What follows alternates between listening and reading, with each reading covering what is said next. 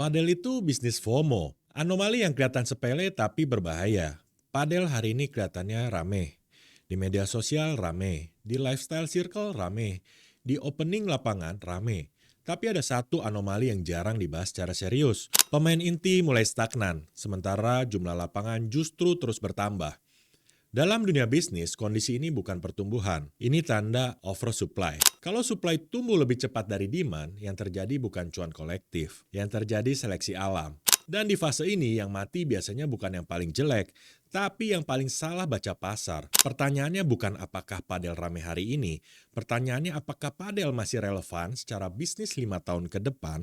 Fenomena setahun terakhir dan kesalahan umum investor dalam setahun terakhir, lapangan padel tumbuh sangat cepat. Owner baru bermunculan hampir setiap bulan. Banyak yang datang dari luar industri olahraga. Ada yang dari properti, ada yang dari F&B, ada yang dari investor retail yang sebelumnya main saham atau kripto. Narasinya hampir selalu sama, selama rame, gas. Selama hype masih ada, masuk dulu. Ini bukan pola baru, ini pola klasik bisnis tren. Masalahnya, bisnis tidak hidup dari hype, bisnis hidup dari kebiasaan. Hype cuma bikin orang coba, kebiasaan yang bikin orang balik. Dan loyalitas yang bikin bisnis bertahan.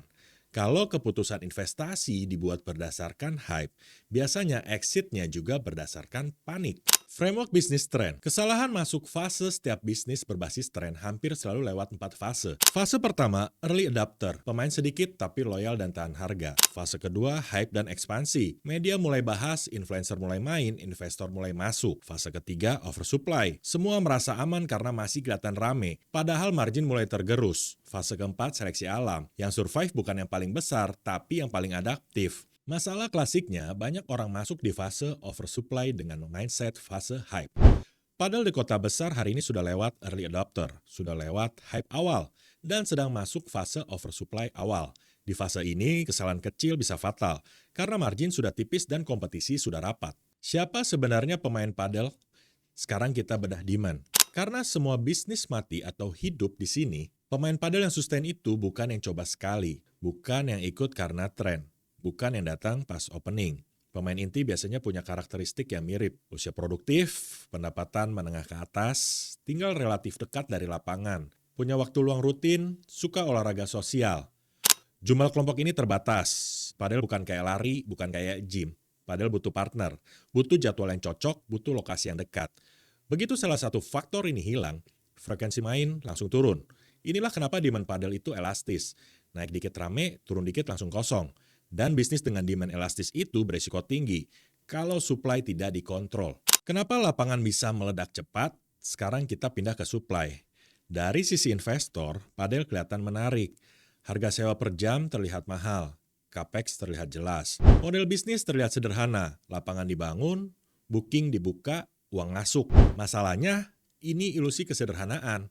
Pendapatan lapangan dibatasi oleh jam, bukan oleh keinginan, bukan oleh semangat, bukan oleh marketing.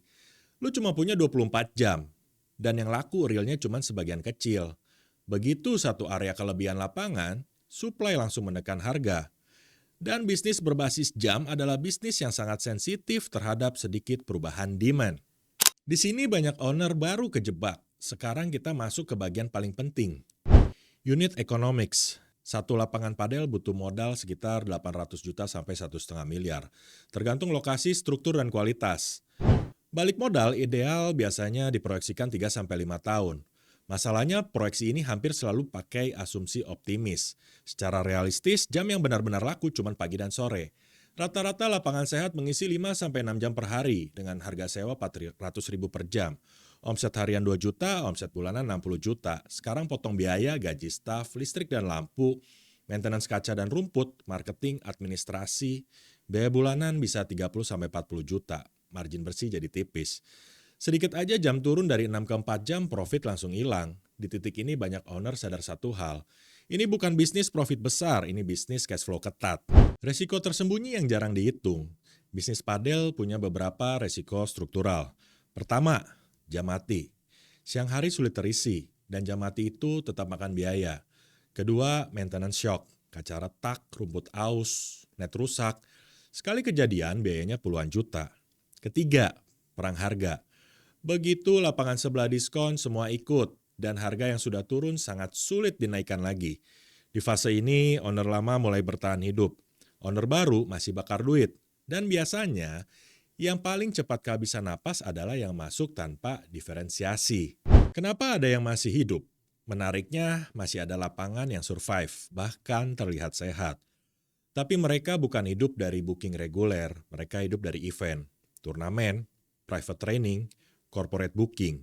Artinya, mereka bukan jual lapangan, mereka jual aktivitas. Ini perbedaan besar. Lapangan yang hanya menunggu booking akan kalah sama lapangan yang mengatur demand. Kesimpulan bisnis yang harus jujur. Masalah terbesar bisnis padel bukan kurang pemain. Masalahnya terlalu banyak lapangan. Supply tumbuh lebih cepat dari demand. Padel bukan bisnis lapangan. Padel adalah bisnis komunitas dan jadwal. Kalau masuk tanpa komunitas, tanpa event, tanpa diferensiasi, tanpa hitungan jam realistis, ini bukan strategi, itu spekulasi. Bisnis yang sehat bukan yang paling ramai saat opening, tapi yang masih hidup setelah tren lewat.